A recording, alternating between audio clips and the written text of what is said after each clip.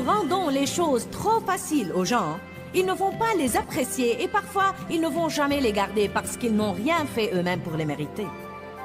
Restez avec nous dans Jouissez de votre vie.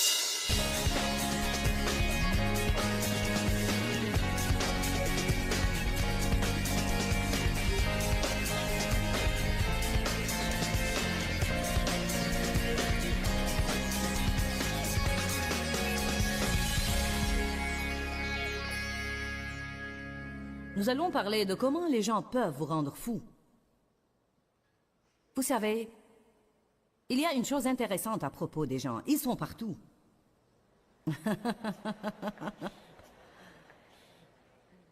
Il paraît que vous ne pouvez pas leur échapper. Nous ne savons pas comment vivre avec eux et parfois comment vivre sans eux. Ils nous frustrent, car ils ne changent pas. Nous voulons qu'ils fassent ce que nous voulons qu'ils fassent et qu'ils agissent comme nous voulons qu'ils agissent.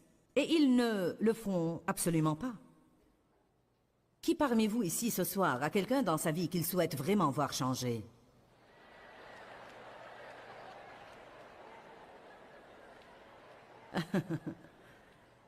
Combien d'entre vous croient qu'ils ont quelqu'un dans leur vie qu'ils souhaitent voir changer?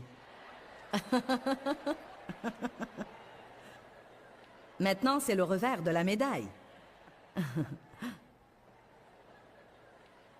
Vous savez, il serait intéressant de pouvoir nous mettre dans la tête que toutes ces frustrations que nous avons envers les autres, quelqu'un d'autre a ces mêmes frustrations avec nous. Mais le problème, c'est, comme vous le savez, que nous ne voyons que nos bons côtés et regardons tous les autres à travers la loupe. Il y a toujours une raison pour laquelle nous faisons ce que nous faisons, mais pour eux, il n'y a pas d'excuse. Vous n'avez pas d'excuse pour faire ça.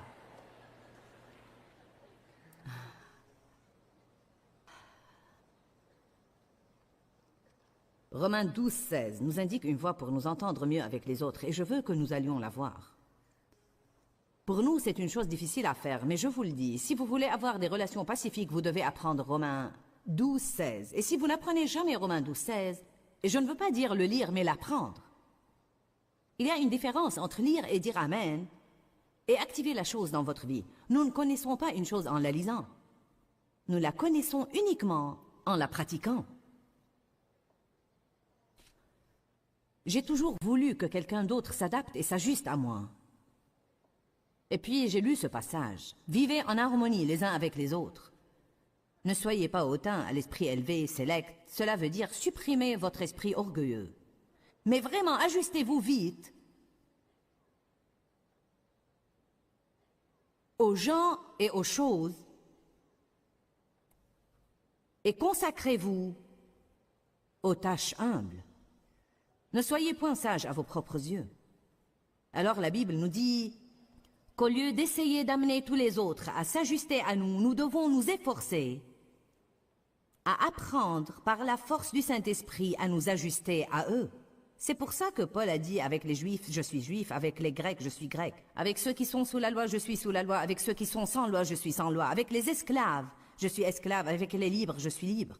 Paul a développé, et je crois que le mot « développer » est un mot-clé, parce que je ne crois pas que nous nous levons un matin et nous pouvons le faire parce que nous avons été sauvés. Je crois que nous devons développer cela dans notre vie. Il avait l'aptitude exceptionnelle d'être tout ce que quelqu'un d'autre avait besoin qu'il soit, si cela allait être la meilleure chose pour le royaume de Dieu. Je vais vous dire une chose, si vous avez une onction sur votre vie et que vous voulez servir Dieu, vous devez alors avoir la paix. Et il est dans votre intérêt de faire tout ce que vous devez faire pour maintenir la paix dans votre vie, parce que si vous n'êtes pas en paix, l'onction de Dieu va être entravée.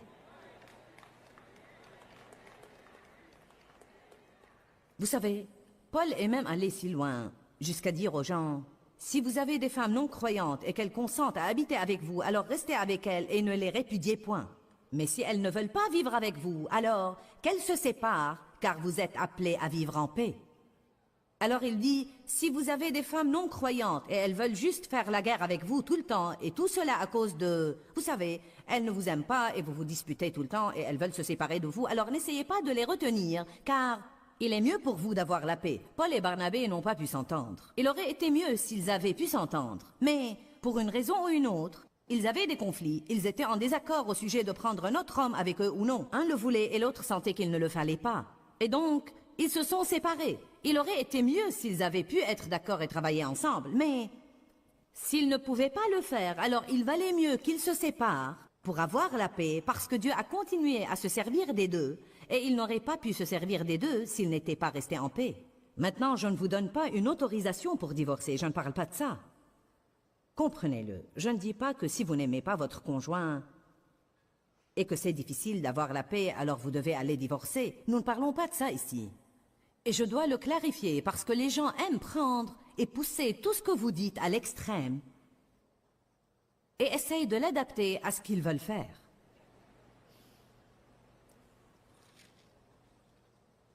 Adaptez-vous et ajustez-vous aux gens et aux choses.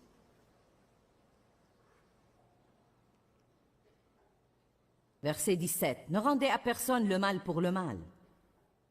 Recherchez ce qui est bien.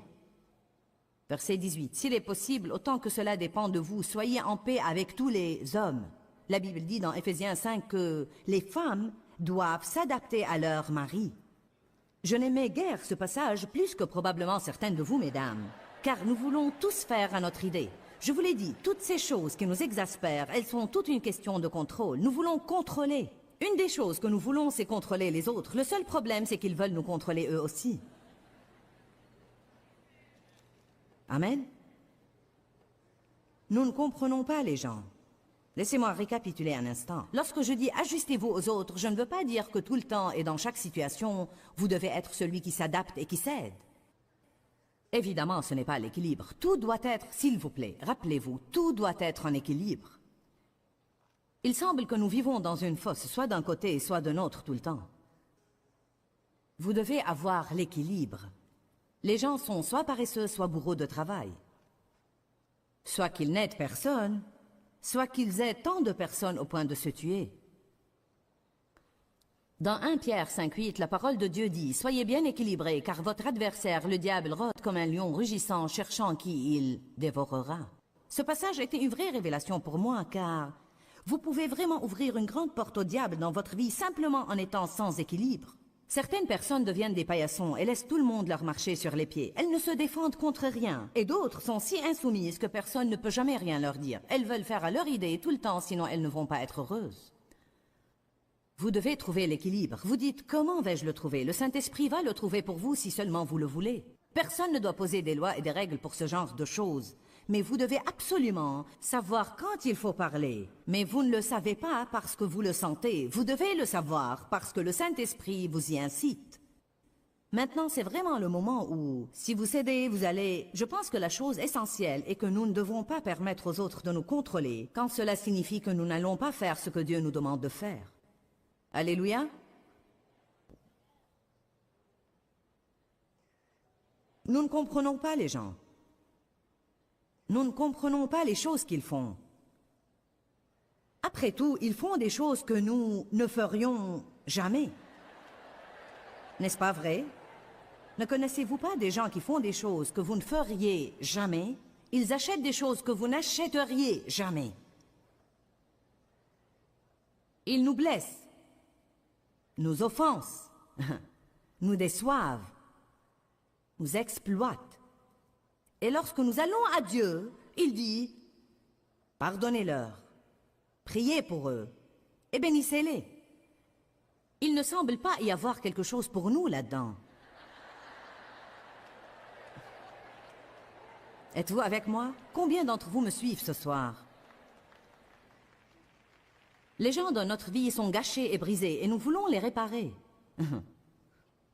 Mais ça ne marche pas toujours car ils ne veulent pas être réparés. Nous allons parler davantage de ça plus tard. Beaucoup de gens peuvent être comme les 5 vierges sottes qui n'ont pas pris le temps de se préparer et quand elles n'avaient plus d'huile, elles voulaient l'huile des autres qui avaient fait leur devoir et étaient prêtes. Il y a des gens dans la vie qui ne font absolument rien et chaque fois qu'un besoin survient, ils vont venir à vous qui êtes la personne qui a fait ce qu'elle devait faire et ils vont vouloir une partie de ce que vous avez. Ils veulent que vous leur lisiez les Écritures et croyez à leur place. Ils veulent qu'à leur place, vous priez et que vous croyez à leur place et que vous leur donniez des conseils, leur parliez et les aimiez et que vous priez pour eux et que vous réprimiez le diable pour eux et leur donniez de l'argent et essayez de les faire sortir de leur misère. Et dès que vous tournez le dos, ils y reviennent tout de suite.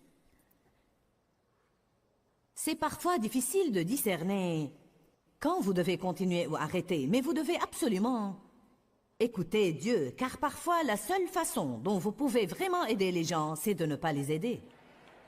M'avez-vous entendu? Je pense parfois que pour les chrétiens, c'est toujours plus facile de continuer à aider et à être miséricordieux et généreux parce que nous nous sentons plus en sécurité en faisant ça. C'est une bonne chose, alors je suis en bon terme avec Dieu tant que je fais ça. Mais parfois, nous devons regarder la réalité en face et voir que nous entravons ce que Dieu doit faire dans la vie de quelqu'un si nous continuons à les tirer d'affaire chaque fois. J'imagine qu'il y a des gens ici ce soir auxquels cela va être une révélation. Et c'est peut-être la confirmation dont vous avez besoin. Si vous avez quelqu'un dans votre vie qui est victime de la dépendance aux drogues, ne devenez pas dépendant avec lui. Cela signifie qu'en fait, il est malheureux et vous l'avez laissé vous rendre malheureux. Il est dans le trou et vous lui avez permis de vous tirer dans le trou avec lui. Je veux que vous alliez à Matthieu 25.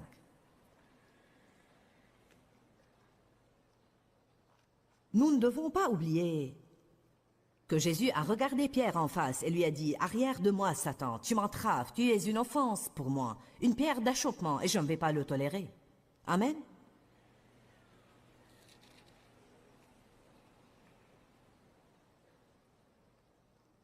Matthieu 25, verset 1. « Alors le royaume des cieux sera semblable à 10 vierges qui prirent leurs lampes et allèrent à la rencontre de l'époux. 5 d'entre elles étaient sottes. » Je connais beaucoup de personnes sottes. Vous savez, si quelqu'un ne sait que faire, si personne ne lui a jamais appris que faire, alors c'est l'ignorance. Mais s'il sait que faire et ne le fait pas, à ce moment-là, c'est stupide. Je connais quelques personnes stupides.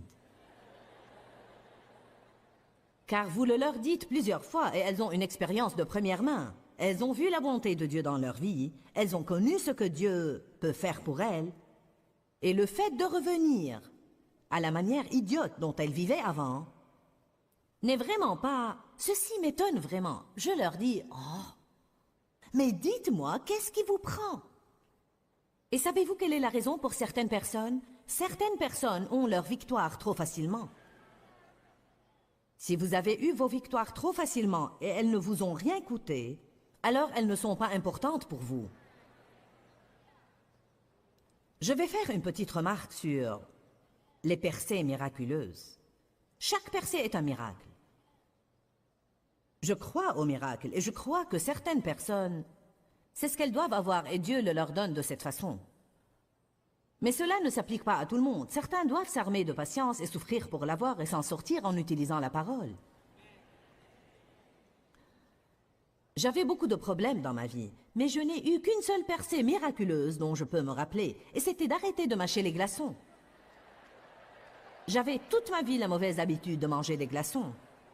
Et j'ai mangé tellement de glaçons que j'ai abîmé tous les mailles de mes dents, et j'ai des couronnes sur presque toutes mes dents, car je mâchais des glaçons depuis mon enfance. J'ai toujours été une adolescente dodue, et alors je mâchais les glaçons pour m'empêcher de manger. Mais j'ai abîmé mes dents. J'avais pris l'habitude de le faire et je ne pouvais pas l'arrêter. Je veux dire, je mangeais les glaçons en plein hiver et j'étais gelée, mais je devais avoir mes glaçons. Te rappelles-tu, Dave, que je mangeais des glaçons tout le temps? Certains de mes enfants ont même pris l'habitude de manger des glaçons. Tu ne l'as jamais fait, mais certains d'entre eux mâchaient des glaçons parce que je le faisais tout le temps. Eh bien, lorsque j'ai commencé le ministère et que je devais sortir avec des pasteurs, vous savez, après les réunions, je veux dire...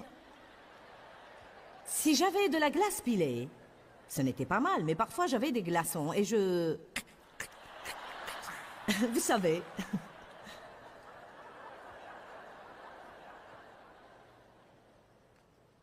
J'ai simplement dit, Dieu, tu dois m'aider avec ça. Je sais que cela semble ridicule. Et savez-vous quoi? C'est la seule chose que j'ai dit. Et 2 semaines plus tard, j'ai réalisé que je n'avais plus mâché de glaçons. J'ai pensé, C'est de cette façon-là qu'arrivent les percées miraculeuses. Je suis contente d'avoir eu cette expérience, sinon je n'aurais pas su comment c'était. Dave et moi fumions quand nous étions entrés dans la vie remplie du Saint-Esprit. Je fumais depuis l'âge de 9 ans et j'avais toujours dit « je ne pourrai jamais arrêter, je ne pourrai jamais arrêter ». Donc quand j'ai commencé à essayer d'arrêter, c'était vraiment difficile. J'ai essayé, échoué, essayé, échoué, essayé, échoué. Dave a dit au Seigneur un jour « je ne peux pas me mettre à l'œuvre sur cela. Si tu ne veux pas que je fume, alors enlève-moi le désir. » Et il n'a pas fumé une seule cigarette après ça et j'avais envie de le taper. N'avez-vous pas envie de taper certaines personnes qui semblent l'avoir si facilement et vous êtes juste comme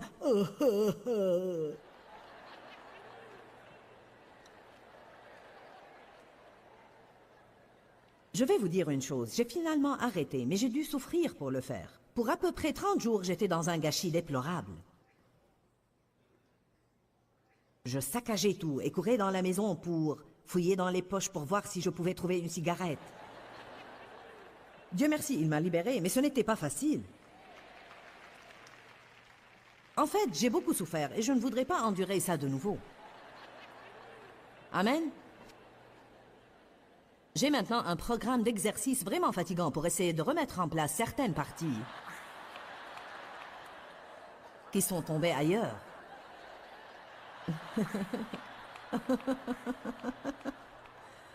Eh bien, vous savez comment c'est. C'est à une place. Et un matin, vous vous réveillez et c'est ailleurs.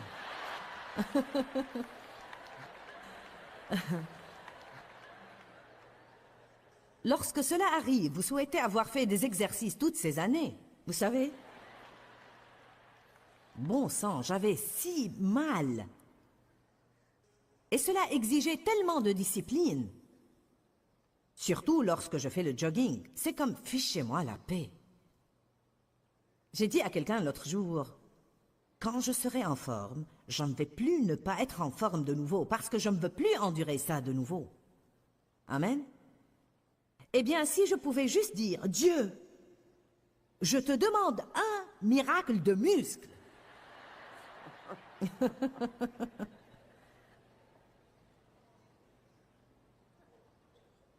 Alors, savez-vous quoi? Je ne vais probablement pas beaucoup penser à faire attention de nouveau, car je l'aurais eu facilement et cela n'aurait aucune valeur pour moi. Mais lorsque vous ne l'avez pas si facilement, cela est très important pour vous. Et quand vous l'avez payé cher, vous allez vous y agripper. C'est comme un enfant qui ne fait pas attention aux choses que ses parents lui achètent. Mais quand il va lui-même les acheter... Amen. Notre Benjamin avait fait beaucoup de désordre dans notre maison. Lorsqu'il a emménagé dans sa maison, nous visitions et il disait « Enlevez vos chaussures !» C'est comme... Et que de fois je le suivais pour nettoyer les empreintes de pied parce que cela apportait beaucoup de saleté à la maison. Eh bien, il avait investi son argent dans ça. Il avait payé ses tapis. Il a dû les passer à l'aspirateur. Il ne voulait pas les salir. Qui comprend ce que je dis? Si nous rendons les choses trop faciles aux gens, ils ne vont pas les apprécier et parfois, ils ne vont jamais les garder parce qu'ils n'ont rien fait eux-mêmes pour les mériter. Ne gâtez pas vos enfants jusqu'à les pourrir. J'ai dit, faites-les travailler. Ne leur donnez pas tout. Faites-les faire certaines choses. Faites qu'ils le méritent. 5 d'entre elles étaient sottes. 5 étaient sages. Quand les sottes prirent leur lampe, elles ne prirent point d'huile supplémentaire avec elles. Mais les sages, par contre, prirent avec leur lampe de l'huile dans des vases. Comme les poutardés étaient lents à venir, toutes commencèrent à s'assoupir et elles s'endormirent. Mais à minuit, on cria « Voici l'époux !» Allez à sa rencontre. Alors toutes ces vierges se réveillèrent et préparèrent leurs lampes. Et les sottes dirent aux sages « Donnez-nous de votre huile, car nous n'en avons plus. » Je ne sais pas ce que vous en pensez, mais parfois, je me lasse vraiment des gens qui utilisent toute l'huile que j'ai travaillé dur pour avoir. Et ils ne veulent rien faire pour aller chercher la leur. Ils ne lisent pas leur Bible, ils ne prient pas, ils ne vont pas à l'église. Vous pouvez leur donner des cassettes pour 1 000 $ et ils ne se dérangent pas pour trouver un magnétophone et les écouter. Qu'as-tu fait avec les cassettes que je t'ai données? J'ai oublié de les sortir de la voiture, elles ont fondu dans le siège arrière.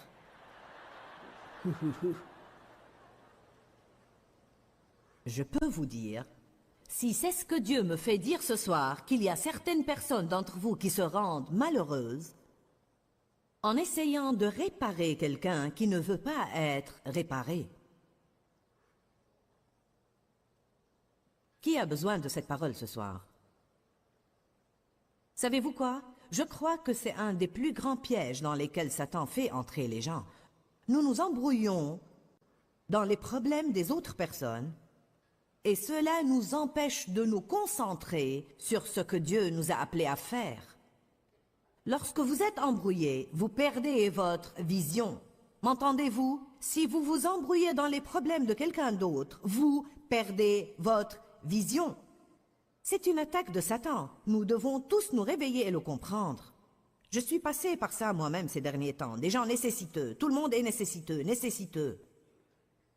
Et en même temps, je ne suis pas en train d'écrire les livres que j'ai envie d'écrire et je ne fais pas autant d'études que j'aimerais faire. Et en même temps, je vais avoir 3 ou 4 grands séminaires et un voyage hors du pays. Alors je dois prendre un peu de ce qui aurait été mon temps libre et de mon temps de repos pour aller étudier, car j'essayais de réparer les personnes qui ne jouent pas leur rôle. Rappelez-vous de ce que j'ai dit là. Il est évident que vous devez aider les autres, prier pour les autres, être une bénédiction pour eux, faire le 1000 supplémentaire pour faire ce que vous pouvez faire pour eux, leur parler, les conseiller, les emmener à l'église. Mais quand il devient évident que vous faites tout pour eux et ils ne jouent pas leur rôle, et je veux dire, soyez miséricordieux. Vous savez, faites-le 2 ou 3 fois, mais s'ils ne le comprennent pas, ne vous embrouillez pas. Vous savez, les gens peuvent vous rendre fou. Nous avons tous besoin des gens, mais parfois nous pensons « Dieu va me rendre vraiment fou ». Si nous voulons avoir des relations pacifiques, nous devons apprendre à nous adapter et à nous ajuster aux autres. Nous ne devons pas toujours croire que ce sont eux qui doivent changer. Pourquoi, Seigneur, pourquoi? Dans ce livret, Joyce Meyer nous enseigne à travers la parole comment être délivré de la confusion. Pour obtenir ce livret gratuitement, écrivez-nous à Joyce Meyer, boîte postale 40095-6300, Larnaca, Chypre. Ou bien visitez notre site web www.joycemeyer.org/fr.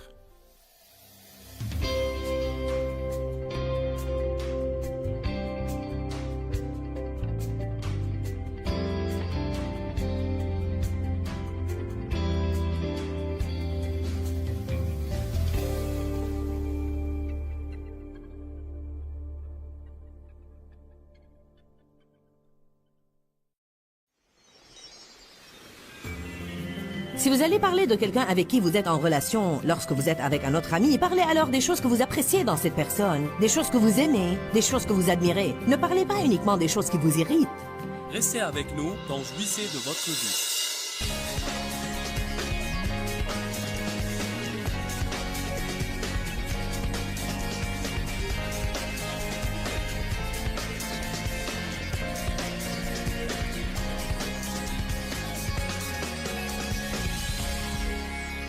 Que faites-vous lorsque vous essayez de changer les gens et ils ne veulent pas changer?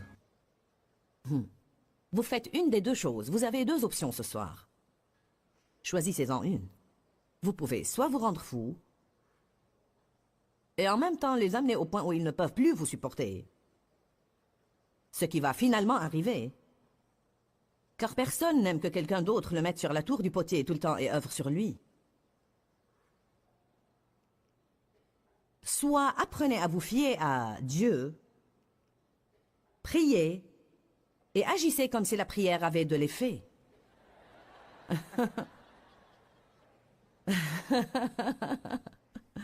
Lorsque nous prions, nous sommes censés ne plus nous inquiéter, n'est-ce pas?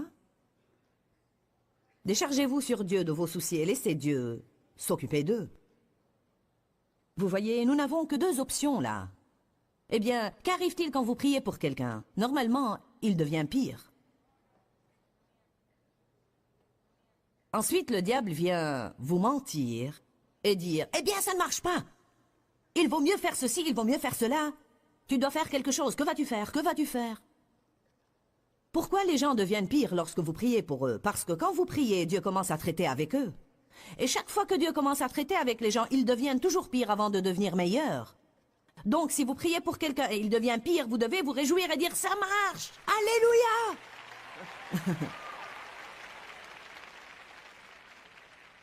Mais il nous est difficile de nous rappeler de ça. Parce que nous avons peur que la situation ne se détériore de mal en pis. Nous intervenons alors de nouveau et ceci arrête le processus de Dieu. Si seulement nous pouvions apprendre et nous empêcher d'intervenir. Mettez votre situation sur l'autel ce soir et ne la reprenez pas à votre départ. Et ne la reprenez pas demain non plus. Fiez-vous à Dieu.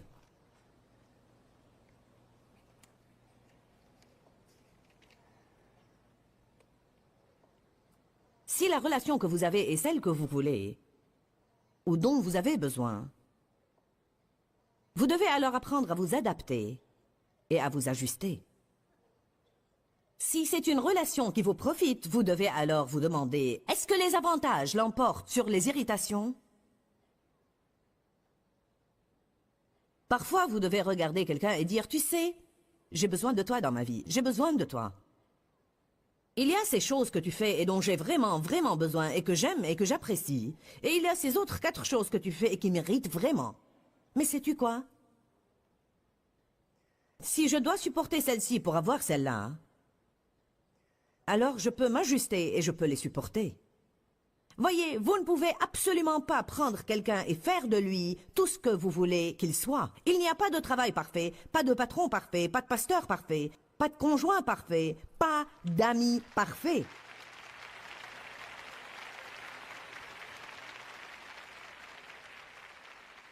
Je ne veux pas que tout cela vous semble négatif, mais c'est un fait. Je ne pense pas qu'il y ait quelqu'un avec qui vous êtes en relation et qui, à un certain moment, ne va pas vous décevoir. Cela nous ramène à ce que nous disions ce matin. Nous attendons des gens des choses qui sont irréalisables. Nous nous attendons à ce qu'ils nous comprennent toujours, qu'ils nous soutiennent toujours, qu'ils répondent à nos besoins, qu'ils nous réconfortent toujours, qu'ils ne racontent jamais nos secrets et ainsi de suite. Puis nous découvrons qu'ils ne sont que des gens. Et nous avons du mal à l'accepter, car nous nous attendons à ce qu'il soit plus que ça. Je pense vraiment qu'il serait bien de dire simplement, je sais, si je vais avoir une relation avec cette personne, qu'à un moment ou à un autre, elle va me décevoir et me faire du mal, mais je crois que les avantages vont l'emporter sur les irritations. Il y a une autre chose que vous devez faire. Et moi aussi, nous devons tous la faire. Nous devons penser aux bonnes choses dans les relations, et non seulement aux choses qui nous irritent. Vous devez parler des bonnes choses et non seulement des choses qui vous irritent. Si vous allez parler de quelqu'un avec qui vous êtes en relation lorsque vous êtes avec un autre ami, parlez alors des choses que vous appréciez dans cette personne, des choses que vous aimez, des choses que vous admirez. Ne parlez pas uniquement des choses qui vous irritent. Comme je l'ai dit, je suis passé par un petit truc et je dois vraiment apprendre ça et m'entraîner à le faire aussi. Donc si vous ne voulez pas m'écouter, je vais me le prêcher.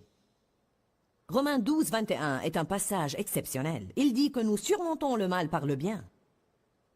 Dieu m'a montré que nous pouvons l'appliquer aux relations. En d'autres termes, chaque personne a le bien et le mal en elle. Elle a de bonnes choses et des choses que nous n'aimons pas. Mais si nous nous concentrons sur le bien, nous semons alors la graine dont Dieu a besoin pour œuvrer dans sa vie pour surmonter le mal. Mais si nous exagérons le mal, nous contribuons alors à aggraver le problème au lieu de le résoudre. Si vous êtes en relation avec quelqu'un et il y a une chose qu'il fait qui vous rend fou, mais il y a 2 autres choses que vous aimez et que vous appréciez, commencez à les exagérer et à argumenter en leur faveur. Parlez de ça, dites-lui que vous appréciez ça et je crois qu'au lieu de l'importuner au sujet des choses qu'il fait et que vous n'aimez pas, si vous lui mentionnez plus fréquemment les choses qu'il fait et que vous aimez bien, il va alors être motivé à essayer de surmonter les choses qu'il sait déjà que vous n'aimez pas car vous les lui avez mentionnées 100 fois. Dois-je le dire de nouveau ou vous l'avez tous saisi? C'est important, je vais essayer de le dire de nouveau. Si vous êtes en relation avec quelqu'un et il y a des choses qu'il fait que vous n'aimez pas, et vous avez tendance à les lui mentionner et vous lui dites « ça m'embête, tu dois arrêter ça, tu dois arrêter ça ». Nous sommes si prompts à dire aux autres les choses que nous n'aimons pas au lieu de nous efforcer de verbaliser ce que nous aimons vraiment. Si vous vous examinez, il est possible que vous trouviez que ça fait longtemps que vous n'avez pas édifié et exhorté cette personne. Peut-être que vous ne faites pas tout un plat des choses que vous aimez, mais vous faites tout un plat des choses que vous n'aimez pas. Vous savez, par exemple, mon mari, et Dave a changé, donc il n'est plus comme ça, mais une des choses qui m'exaspérait à me rendre folle était que Dave n'était pas un homme agressif. Il était gentil et son contentement était vraiment alarmant. Qui me comprend? Il était comme « Tout est pour le mieux. Nous verrons. Le Seigneur soit loué. » Je lui ai dit un jour « J'aimerais que tu sois un peu plus agressif et un peu plus entreprenant. » Il a dit « Écoute, tu devrais être heureuse que je sois comme ça, parce que sinon tu ne serais pas en train de faire ce que tu fais. »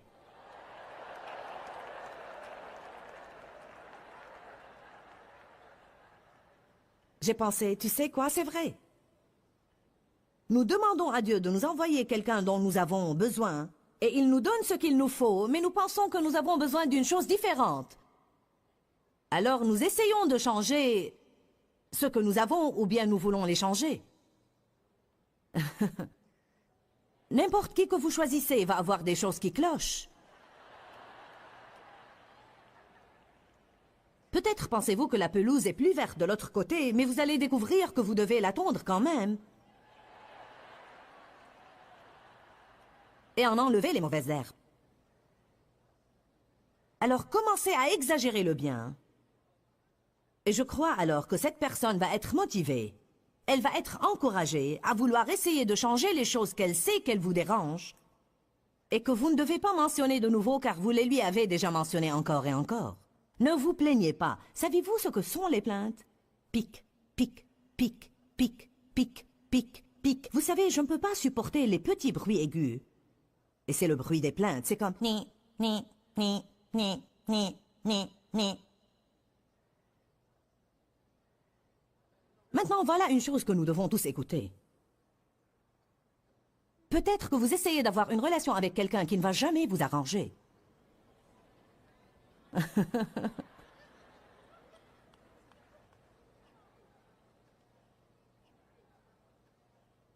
Je ne veux pas que cela semble choquant, mais nous sommes des membres dans le corps du Christ, et un nez et une aisselle ne vont pas s'entendre.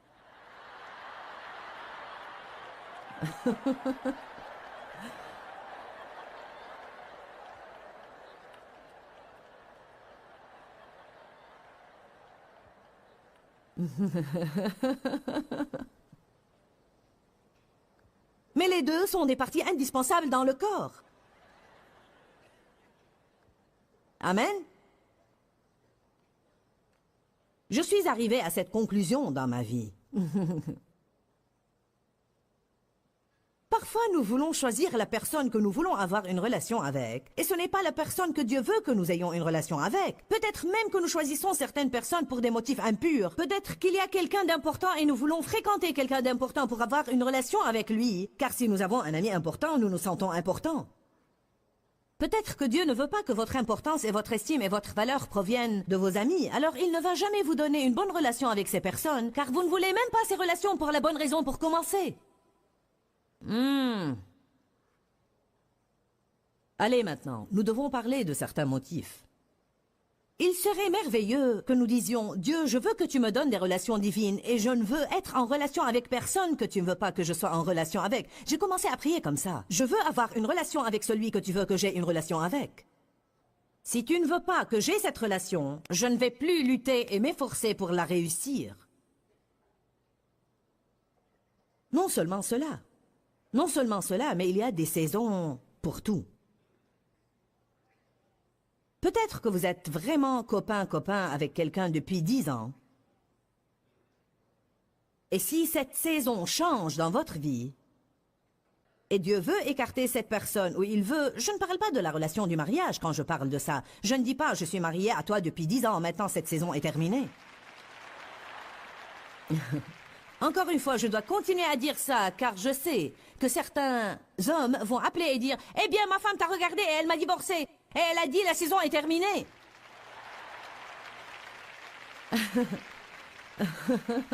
Vous pensez que les gens ne sont pas aussi dingues? Si, ils le sont. Car certains veulent juste faire ce qu'ils veulent faire et ils attendent juste que quelqu'un leur donne un passage pour l'appuyer. Mais vous savez, Ecclésiaste chapitre 3 dit « Toute chose est bonne en son temps ». Je peux repenser à quelques relations que j'avais eues qui étaient si exceptionnelles et si enrichissantes pour moi. Mais peut-être des années plus tard, j'ai lutté et j'ai combattu pour essayer de sauvegarder ces relations et je crois vraiment que c'était la parole de Dieu pour moi et je vais vous la transmettre que cette saison est terminée.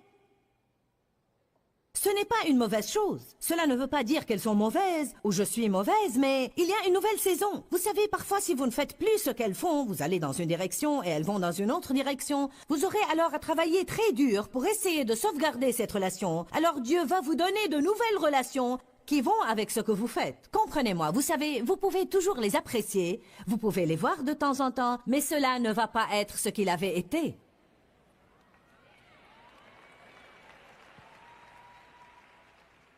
Je peux déduire de par votre réaction que vous avez besoin d'entendre ça.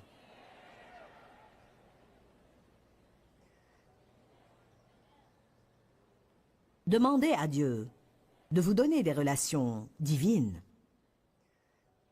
J'ai une très bonne amie à Minnesota qui est femme d'un pasteur et qui est docteur et ministre elle-même.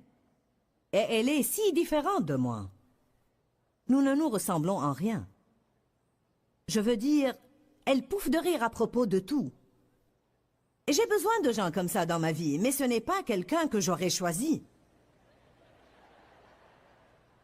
Parce que nous avons toujours tendance... Je suis plutôt... Peut-être que je n'en ai pas l'air à la chair, mais je suis vraiment une personne plutôt sérieuse. Vous savez, je suis plutôt le genre esprit profond, plutôt intense. Je veux dire, si vous allez être avec Roberta, vous allez rire. Parce que c'est tout ce qu'elle fait. Je peux même lui parler au téléphone et finir par rire aux larmes. Eh bien, Dieu sait que j'ai besoin de ça. Et alors, je ne priais pas, mais elle avait déjà eu cette révélation pour prier pour des relations divines parce qu'elle avait souffert dans beaucoup de relations. Alors, elle a prié pour des relations divines. Je suis allée à leur église pour prêcher, et je veux dire, juste comme... Et nous sommes de véritables amis depuis. Un ami véritable, ça ne veut pas dire que vous devez le voir chaque jour. Parfois, je ne lui parle même pas pendant 6 semaines. Mais quand je le fais, nous ne sommes pas obligés de rétablir quelque chose, car tout est là. C'est absolument comme si nous ne nous étions jamais séparés. J'essaye de la voir peut-être, vous savez, 1 semaine par an, ou 1 semaine plusieurs fois au courant de l'année, car j'ai vraiment besoin de cette différence de personnalité. Et quand nous nous rencontrons, en fait, nous ne faisons rien de vraiment... Elle aime Dieu et nous pouvons parler de choses spirituelles. Mais elle dit, je suis ton amie rigolote.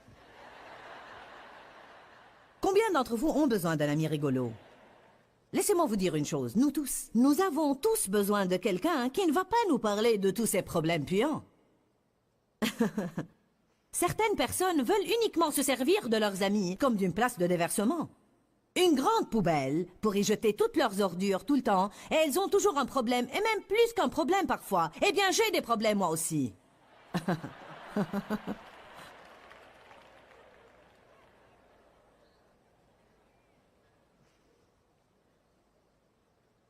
Il y a des personnes qui ne vous conviennent absolument pas. Leurs buts sont différents, leurs désirs sont différents, leur façon de faire est différente, leurs manières sont différentes. Alors j'ai fait une petite liste de ce que je veux dans un ami. Si vous voulez être mon ami, c'est comme cela que ce doit être.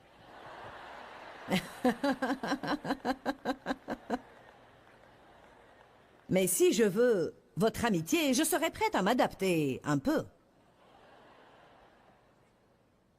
L'écrire m'a même vraiment aidé personnellement. Quelles sont les choses principales que j'aime vraiment dans un ami? Je veux quelqu'un avec qui l'on s'amuse beaucoup, mais qui a assez de profondeur spirituelle pour pouvoir avoir une conversation constructive. Je n'aime pas fréquenter les personnes qui sont évaporées. Il est bon de s'amuser, mais je n'aime pas être avec un bouffon tout le temps avec qui tout se transforme en une blague, car ceci finit par faire de la peine. Quant à moi, je dois fréquenter des personnes qui tiennent parole. Je ne peux absolument pas supporter que les gens me disent des choses et ne font pas les choses qu'elles ont dit qu'elles allaient faire. Si vous me dites que vous allez faire une chose et vous ne pouvez pas la faire, alors au moins prenez le téléphone et tenez-moi au courant, ou bien laissez votre secrétaire appeler ma secrétaire ou quelque chose. Mais ne soyez pas indifférent à l'engagement. Je dois être avec des personnes qui sont honnêtes et qui disent la vérité. Et il est vraiment important pour moi de fréquenter des personnes qui sont, la plupart du temps à l'heure, là où elles sont censées être. Je parle dans la limite du raisonnable. Nous avons tous des embouteillages et des appels téléphoniques de dernière minute. Mais je parle maintenant des personnes qui ne peuvent jamais arriver à l'heure n'importe où. Et croyez-moi, cela mérite vraiment. Vous devez représenter beaucoup d'avantages pour moi, hein, pour que je supporte toute cette irritation. Allez maintenant. Nous devons être honnêtes. Peut-être que ceci ne gêne pas du tout quelqu'un d'autre. Parce que certaines personnes sont comme, eh bien, il arrivera bien. Mais voyez, vous devez vous connaître aussi. Et vous devez connaître les choses qui sont vraiment importantes pour vous. Si vous voulez avoir une bonne relation avec quelqu'un, vous devez être capable de lui dire les choses qui vous sont importantes et savoir ce qui est important pour lui et satisfaire ses besoins. Il en est de même dans un mariage. Vous devez tolérer beaucoup de choses, mais il se peut qu'il y ait des choses que vous ne pouvez pas tolérer. Amen. Il y a des moments où je suis en retard, où nous sommes tous en retard. Vous ne devez pas être légaliste à ce sujet. Mais il y a des moments où nous nous engageons envers quelqu'un, et il s'avère que nous ne pouvons pas faire ce que nous avons pensé pouvoir faire, ou bien nous changeons d'avis. Mais au moins nous devons appeler et nous devons nous expliquer.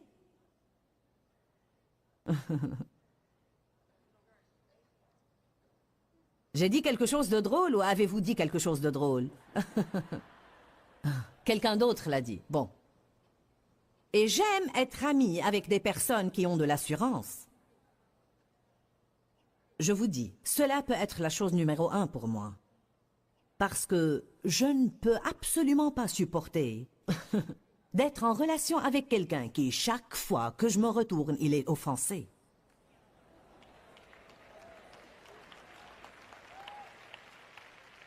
S'il y a une chose qui m'embête, c'est cette chose.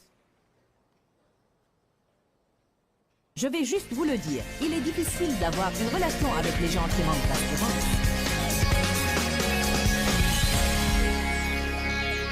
Vous savez, les gens peuvent vous rendre fou. Nous avons tous besoin des gens, mais parfois nous pensons « Dieu va me rendre vraiment fou ». Si nous voulons avoir des relations pacifiques, nous devons apprendre à nous adapter et à nous ajuster aux autres. Nous ne devons pas toujours croire que ce sont eux qui doivent changer. Pourquoi, Seigneur, pourquoi? Dans ce livret, Joyce Meyer nous enseigne à travers la parole comment être délivré de la confusion. Pour obtenir ce livret gratuitement, écrivez-nous à Joyce Meyer, boîte postale 40095-6300 Larnaca, Chypre. Ou bien visitez notre site web www.joycemeyer.org/fr.